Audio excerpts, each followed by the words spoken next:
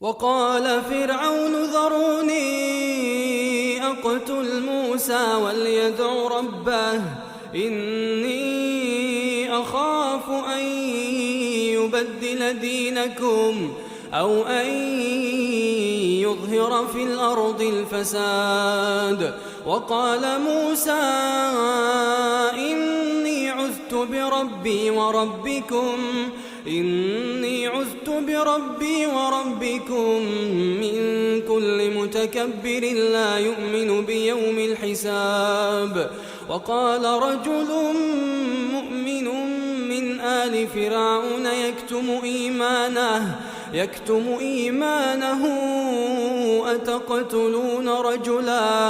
أتقتلون رجلا أن يقول ربي الله